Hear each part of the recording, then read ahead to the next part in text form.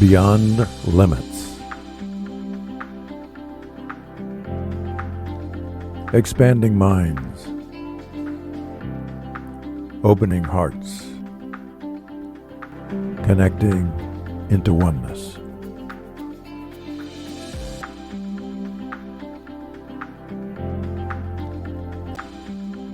But I was just saying to somebody else earlier today, I think it's been 7 days in a row we've had events going on.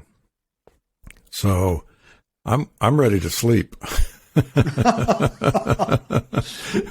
and Larry, for Gene and I, it's been exactly the opposite.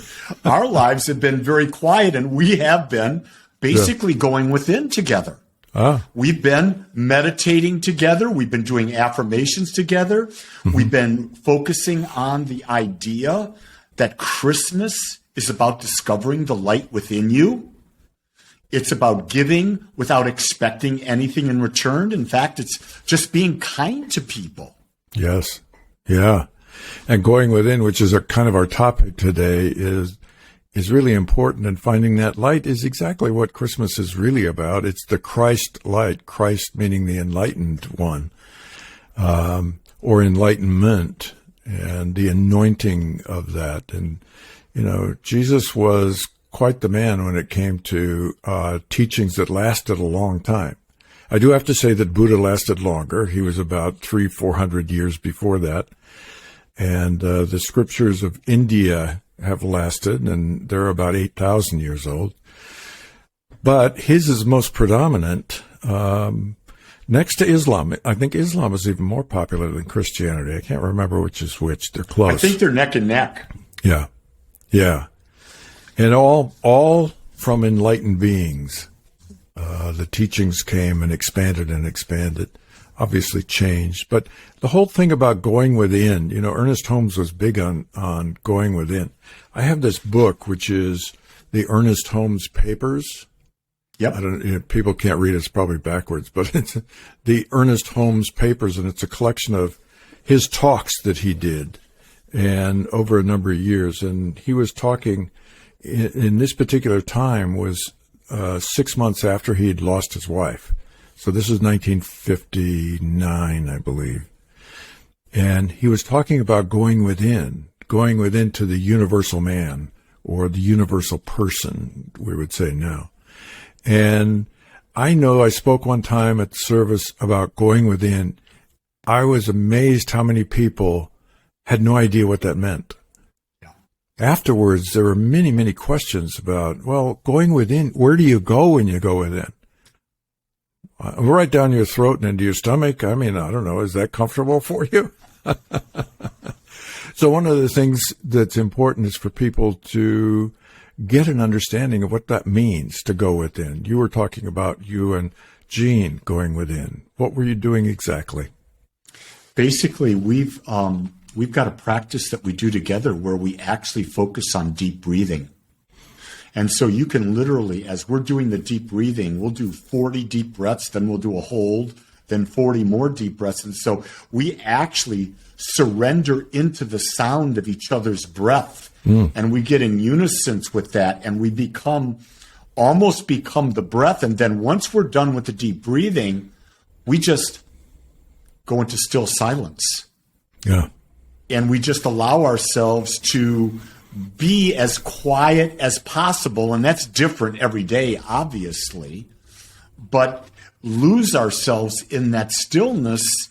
And you find that all of a sudden you'll come out and you say, oh, I was there. But while you're there, you don't even know you're there because you've just disappeared in it. I've had more than several. I've had at least a half a dozen instances in the last week that in my meditation, in that time when I've gone within, my prayer partner, Marcia, who passed away 2.5 weeks ago, has just come into me. One time, all I did was I felt an energy come in and just be in me. I felt a connection. I knew it was her. Other times I've seen her, I've closed my eyes and her face has come to me. I've seen her talk to me. I hear her voice. And it's maybe my perception of how the universe is talking to me, and I'm using her as that medium to talk to me.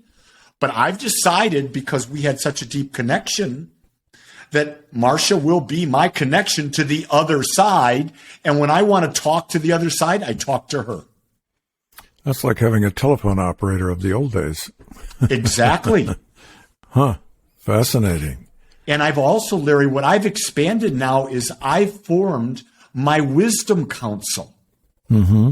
And my wisdom council includes Marcia, Kathleen Taylor, who was a practitioner that was in ministerial school with me, that passed away in ministerial school. Ron Mangrum, you might have remembered him. He was from Miami. He was in ministerial school. He passed away before being a minister.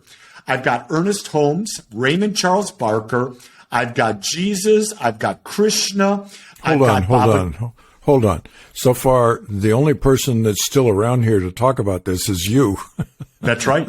And I've got Baba G. I've got those people are my wisdom council. So when I go into meditation, I literally visualize those people as I go within and I ask questions. And I sit and I listen. And it's not like it's really those people, but for me, my mind says, well, they're on the other side. They're in that infinite mind. And for me, I can visualize hearing them communicate with me. So it's a way I'm creating the way I receive information from the other side. Yeah. Fascinating. You know, and you mentioned the silence, in the silence. That book, one of the things he was talking about here that I was reading, he says, you see, everything in the universe springs forth from absolute silence, equally distributed everywhere. Yep. I like that, equally distributed everywhere. And this so moves that everything in movement will contain number and color and tone. We shall not do it, then, as John has said, talking about John from the Bible, John has said, and rightly so, just through our intellect. We need the intellect, God knows, and we could use a lot more of it than we have now. But there's another person inside of us that we shall have to get together with, talking about the inner power within us. Actually, he even goes on later on and he says, we're actually speaking to God because that's who's there. Yeah. That's in that power. Yeah. He goes on, he says, I think it is a secret we shall all share with God. It is a secret we share with ourselves. And I have of late, this is because of his wife, I believe, I have of my later years become increasingly aware of this, whatever it may be, that we call it, that it is within you in the deep silence. So he really goes into, in this particular talk that he's doing, was at Asilomar that year. And they had the Church of Religious Science, Centers for Spiritual Living, would have a conference every year at Asilomar. And he would speak at the conference. And this is one of the few times I've seen him give a whole lecture on the power within, the actual silence, where he says it requires going into silence, not going into the mind, not going into the intellect, not going into the chatter. And he says for most of us, it requires discipline to get there. Yeah. And that's where meditation really has a lot of power, is because of the mantras and so on, to help focus the mind and then quiet the mind so that we can go beyond it. The benefits are what I think we need to talk more about, because people don't understand what is the benefit of going into the silence. So I'm in the silence. What does that mean? You know, I got a question this week twice about, will it help me if I go and I do ayahuasca? Will it help me if I take a hallucinogenic mushrooms, the mushrooms that give you the psychedelic experience? And I said, I don't know if it helps or not, but what I do know is it's just the mind playing out. You're not getting into the silence. You're not going really within. You're opening up the channel so the subconscious mind can just play out more and more and more. And you actually have more chatter than you ever had. And so I found it just interesting that my perception was psychedelics at one time. I thought that was the way. I thought that was going to be the gateway. And I realized after doing it that the silence, being in the stillness, the oneness is there. But that takes great discipline. And it takes a real commitment of sitting down in your mat or your chair every day and doing the work. Well, the whole thing about hallucinogens, back in the 60s, obviously, all of us were doing those types of things in order to see if we could find ecstasy to the point of no return.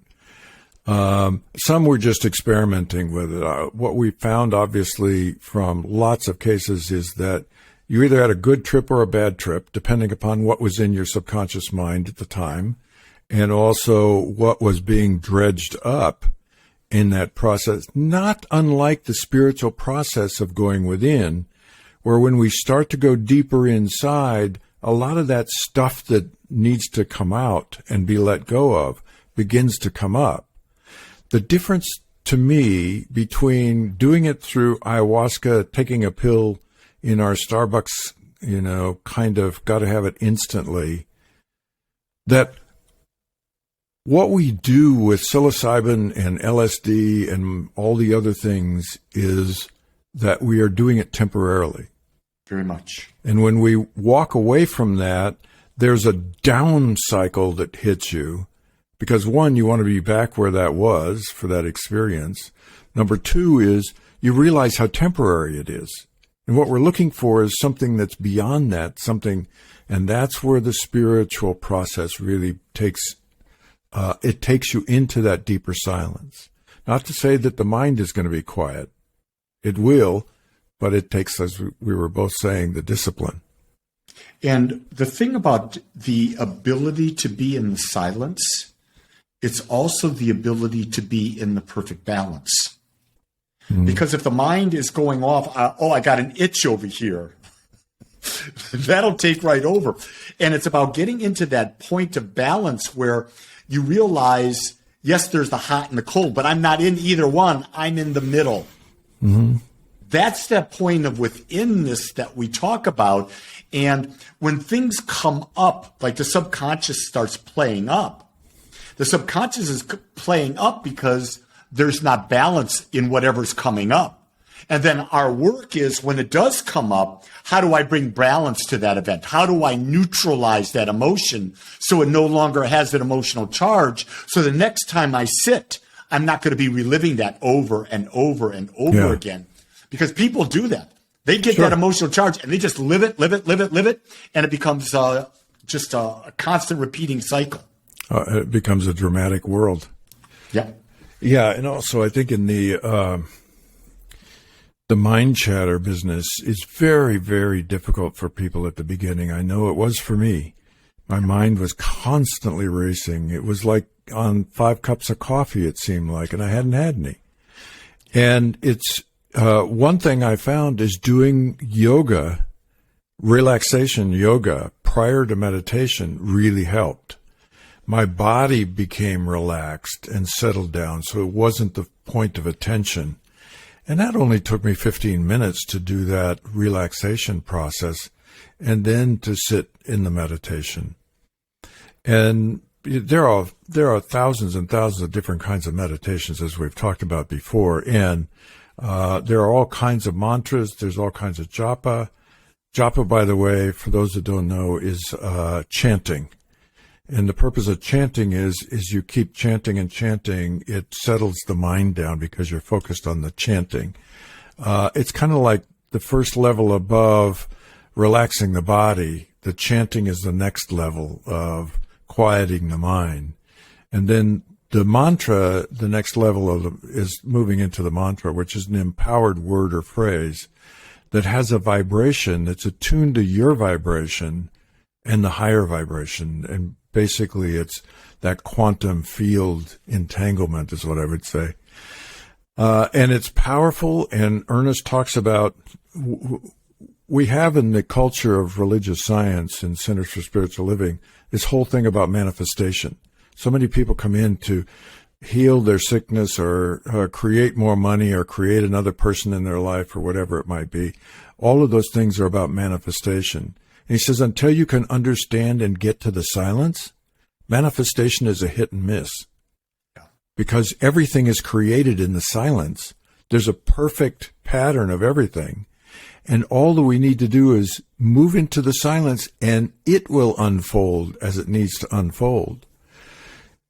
I think that's beautiful the way he placed that, because we have so many people teaching, not to denigrate anybody, so many people teaching that don't understand that the very first step of treatment is to align ourselves in the silence. Yeah. It's knowing that God is all there is, and that we are one with it, and to form that perfect union of oneness.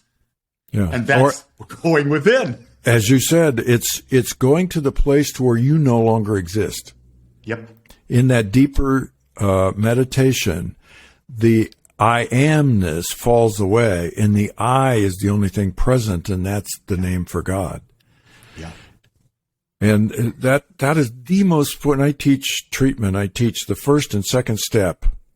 I said, if there's only one power in the teaching, if there's only one power and presence, and then the second step is I am it because there's only one, then doesn't everything else flow from that? And doesn't that mean that whatever your intention was already placed in that silence before you even made your declaration? Yeah.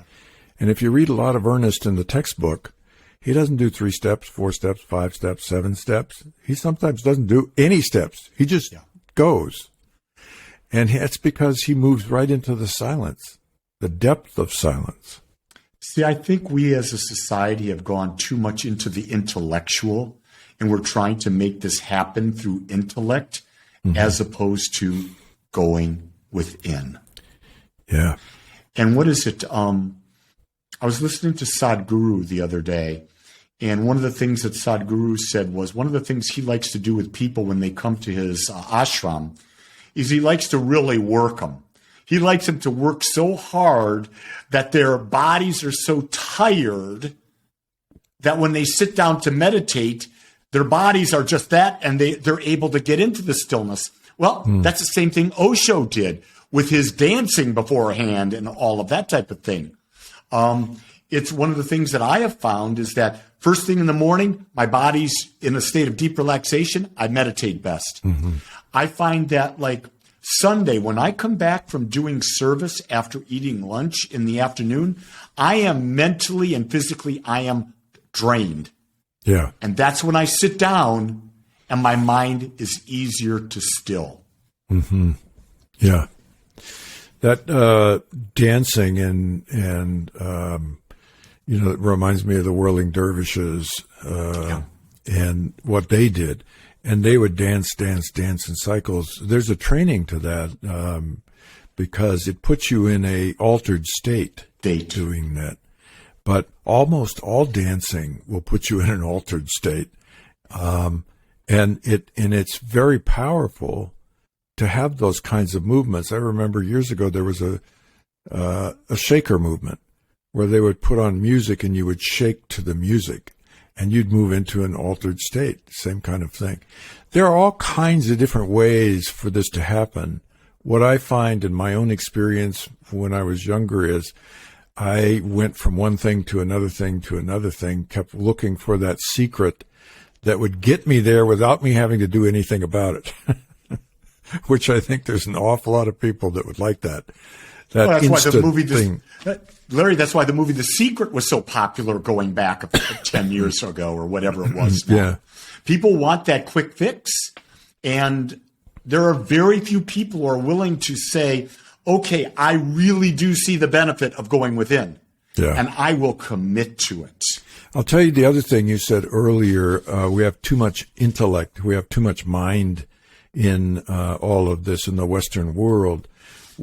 Almost all the gurus will tell you that those who are, for example, in India, who are destitute, those who are simple-minded, as they would say, simple-minded, are much more able to do this than people who are of the higher intellect, higher intelligence.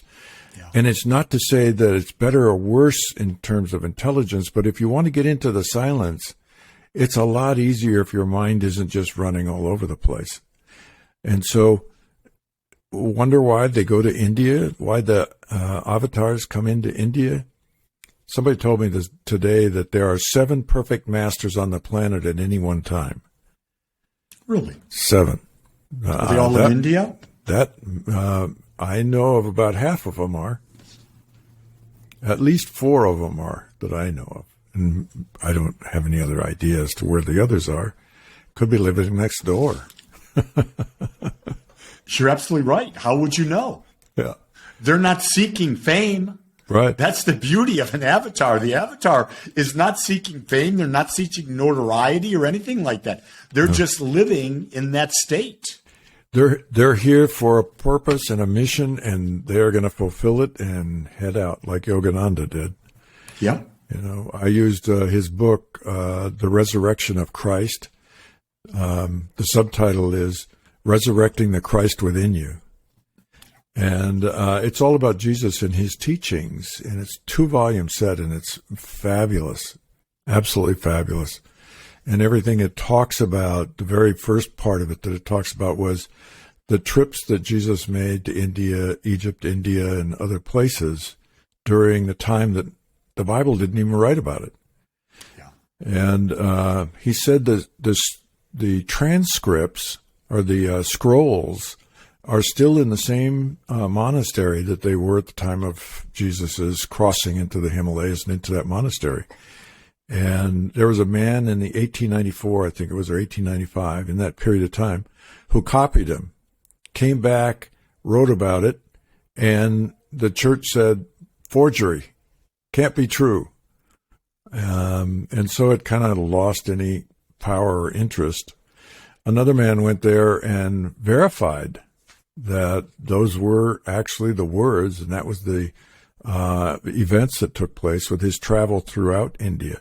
And in India, he is just as much a revered saint as anywhere else. Yeah. So going within, to sum this up, going within is about finding the deeper silence, finding the place where it's beyond the mind. Sometimes the mind doesn't settle down, but you'll find yourself above the mind, and you're observing the mind. And that's a movement in that direction of finding that silence. It's like I say, can you be the quiet observer? Yeah. Can you be the quiet observer who can see the thoughts with no attachment, see the thoughts with no desire to act upon them? Can you be the observer and feel the sensations in your body, and the second you feel them, you just let them go. You don't become attached to them, crave them, try to satisfy them.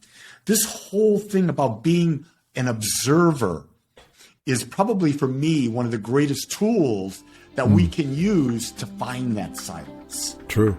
Yeah, absolutely. And next Beyond time Limits. We need to have a conversation. Join us and about ask your being an questions. observer. Check our website for details on our call-in shows. Check BeyondLimitsRadio.com. That's BeyondLimitsRadio.com.